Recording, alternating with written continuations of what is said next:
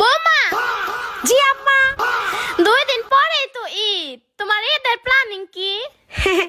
না আম্মা, এটা তো আপনারে বলা যাবে না। বৌমা কও একটু, শাশুড়ি মনে করে না, ফ্রেন্ড মনে করে কও।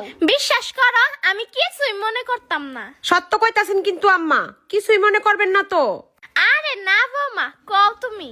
ঈদের দিন বিকালেই আপনি রেউস্টা মাইরা থুইয়া বাপের বাড়ি যাবুগা। 1 মাসের মধ্যে আরামো না। আপনি যেই চালান চালান, আর আপনার যে হদা গোষ্ঠী মাইয়া রাইব ওদিন আপনি রাইন্দা বাইরা খাইবেন, আমি পারতাম না।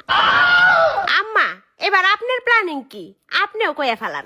আমি ওই অপেক্ষায় আছি, তুমি গেলেই আমি সারা দেশে বদনাম করবো তোমার নামে। আমার মাইয়া রাইলে মাইয়া গো 1 মাস রাইখা দিব, তলগুঞ্জে যা পারমু মাইয়া গো সবকিছু দিয়া দিব।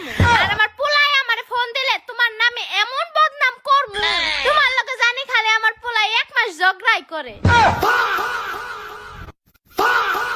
আমি দুঃখে